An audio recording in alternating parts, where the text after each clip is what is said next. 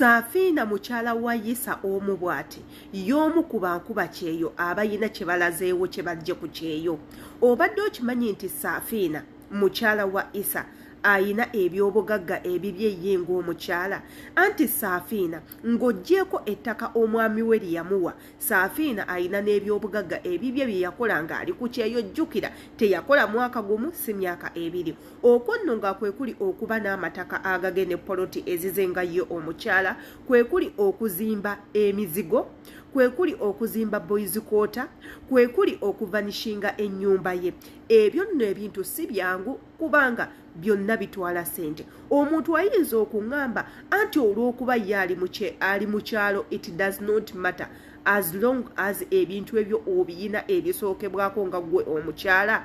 Ennaku zino si kyangu omukyalo obeera n'ebyobugagga, naye w'obeerawo n'ebintu ebitono ebikusifu nga ettaka, kubeera na nnyumba z'abapangisa yadde ng'ennyumba ezo muzigo gumu oba mizigo ebiri, munnange ekintu ekyo kinene. Tugenda batwalako ku bintu ebitono ennyo ebya Safina tubirabeko, ebitono ennyo ku bya Safina tubirabeko, ate era tuwulirize bahaters kye balina okwogera. Yenze Shila Adita saagala mugambe nti information ennungi nga zineno sizibawa. Of course ensazewo leero imbawe ku information ennungi woba oliawo gye munsuubiramu, ate era ng'eno it's going to motivate you, inspire you, era gwe nkuba kyeyo nkusaba otulekana akatambi okawulirize, okalayikinge, okasharinge, okaviewinge. Oyinza okuba nga gw'omu ku bannamukisa agenda okufunamu mu katambi nga kaneeno. Wabula ate subscribinga gwe wenatanaba subscribinga kwata kadenga video yonna gye nteekayo ekutuukako bulungi. Ate era nammwe abamu ku basomesa abali ku neeno tukusaba obeere nga okomentinga comments zo zikola kyamaanyi nnyo, zikyusiza obulamu bw'abantu. Katubeereko mu bintu ebitono bya Safina ate era tubeere nga tukomawo.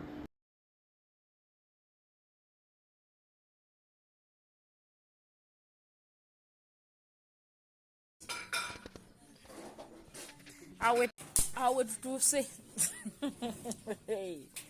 awe tuli twegalira. Ebyo nno byonna byolabye bya mukyala wa Isa, ntegeeza Safina. Ate nga Safina si ye yekka kw'omu ku bakadama abayina bye bakozeewo oba abaana ab'obuwala abayina bye bakozeewo. Ate era nga neeyongera okutegeeza nti si ye yekka azimbye, nabaleeterako ku Fibi n'embalaga Fibi entandikwaye, omuli okulunda embizize, omuli okuzimba ennyumba, omuli okuba n'edduuka ery'amaanyi mu Kampala waneeno, omuli okuba n'omulimu ogw'ebbeeyi ku TV. Ebyo byonna nembibalaga. Ate saakoma ku Ashakama yekka, saakoma ku Fibi nembaleetera ne Ashakama. Ashakama y'omu ku bankuba kyeyo abaana ab'obuwala abayina ennyumba ez'amaanyi, ennyumba ezirimu sente miliyonzi ne miliyonzi. Ashakama oyo ng'oggyeko ennyumba ennene ng'eyiye, yateekako ne boys quarter ne yeetoolooza ennyumba yonna. Ennyumba eyo okugimaliriza ng'eriko ne boys quarter ezo zonna, muganda wange it's not an easy job. Ogenda kutuuyana okufaako obufi okumaliriza ennyumba ezo. It can take you years nga tonnaba kuzimaliriza lwa nsonga zeetaagisa sente nnyingi. Ne tubalaga ku bintu Dr. Halima byakoze owa Abo mwenna gwe mumanyi nti Dr. Halima yabeera ku kyeyo ebbanga lye yabeerayo n'agula amataka. Dr. Halima ayina essomero, Dr. Halima ayina edduuka eddene nno eririmu byonna. Dr. Halima ayina edduuka ery'engoye right now ng'ayambaza abagole ebirimu okukyala, simanya mbaga akina bishanana akina biki. Ebyo byonna byetaagisa sente nga nnyingi ziwererako ddala. Mulimu n'abalala besitamanyi manya woba olyawo nga mbadde bossi bateekako nnyonnyo olukongolo, naye just not there. A lot of our friends abaava eno ku kyeyo nga balina ebintu bye bakozeewo. Nsuubira nti naawe you can become a game changer n'ova mu liri erinnya abantu lye bakulabiramu nti oli Kadama, tosobola, tojja kusobola, tomalaako, tolimalako, tolifuna kirungi, olina kubeera ng'oddugala buli ddakiika, tolina kintu kyonna ky'ogenda kujjayo, bla. Ebyo byonna n'obivaamu. You can get something good, you can achieve something good okuva eno ku kyeyo if at all ng'olina embalirira ennungi, nga you have good people surrounding you. you have good friends or good families that know what you want. Era ng'abantu abo bawulira obulumi bw'oyitamu, basobola okukubeererawo, basobola okukubira ku plans n'ebintuntu ebiki ebirala. Awo nno ekyo osobola okuba nga okifunamu. Wabula ng'ate era nga bw'omanyi abantu bangi nnyo bava ne boogerera Safina at the beginning, omwana oyo nga yakadde waka ne boogera ebigambo bingi, omuli mwana muwala Doni Asiyo okuba ng'avuma Safina mukyafu, olina omusajja omubi, abaana babi, tebambala bubi, tebambala bulungi, tebayina ngoye, temulya bulungi ABCD. Wabula kambaweeko katono katambi k'omuntu eyagenzeeko mu maka ga Safina n'aspendingako naye obudde abeereko byatunyumiza ate era tukomewo. Nga sikikiriza bulijjo eno ennyumba ennene yo ngimanyi, naye ate zino zi boys quarters eyaggala nga sizimanyi. Mukazi ne watakyusa ngoye mutuufu. Kati Asiya Nagudi anazimba ddi ezo ennyumba Safina zazimbye ng'abeera mu ggula bino ebipale eby'emitwalo ebyo. Nagudi yagamba awo nze n'engoye lwenyambadde jjo nnyinza okumalawo n'omwaka nga siruzeemu kulwambala. Kituufu naye kati ali mankubuzo anasitula ddi boys coat ezo. N'omulabako nga naye atudde mu boys coat ze nga Safina we yazituulamu. Omanyi kye kitegeeza? Kireka ebirooto byawukana. Anti naye tukuze. Nagudi mukazi mukadde. Yagamba ye muto. Kugwe waba yakigamba gwe n'okikkiriza. Oli mukazi mukulu. Safina okimanyi ewa alya nkoko? Ayina n'enkoko, ayina alunda enkoko, alunda epusi, ayina embwa. Natuuka wanze jjukira namuganze tonsembereza pusi.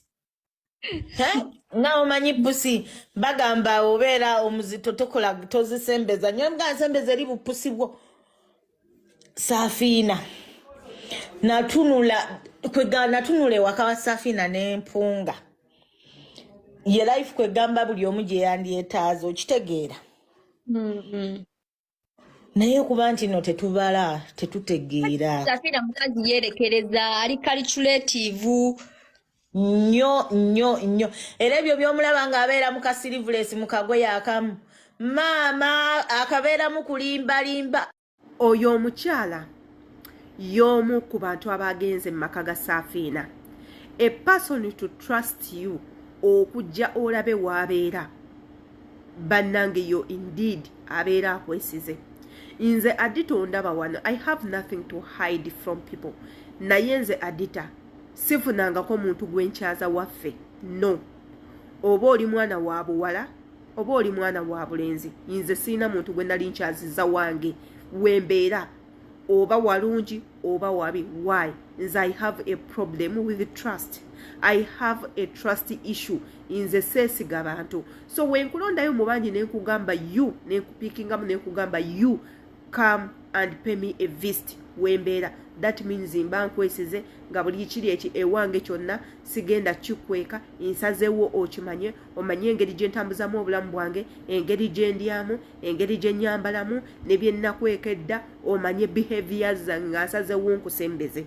Yensonga lwaki mba nkuleze. So that's what Safina did. Nti yakutte omwana omuwala ono Lala n'amuyita ajje amukyalireko ewaka.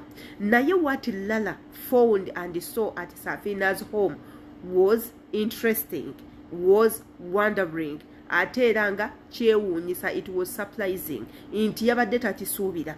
According to Safina we see on social media, is Safina different from the Safina she saw last time, over Safina she met when she reached Uganda. Era kugamba nti Safina gwe mulaba ku internet wanjawulo nnyo ne Safina ye gwe yasisinkanye. Safina is a lovely person, a loving person, a good person, amusing person, entertaining person. Ngera bwe mumulaba. Ate nakugamba when it comes to eat, alya bulungi, alya matooke na nkoko, alya matooke na nnyama every day. Akyusa emmere nga bw'ayagala. One, mbu Safina mulimi ebyaddala. Akeera ku makya n'agenda ne yeerimira emmere ye mu nnimiro.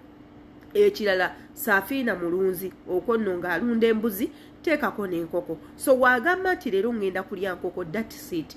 Wagamba nti ngenda kulya mbuzi, that's it. tuwagamba nti leero amata ngenda okunywa entaziina gagenda kamwa, that means oyo omuntu mugagga. Yeah?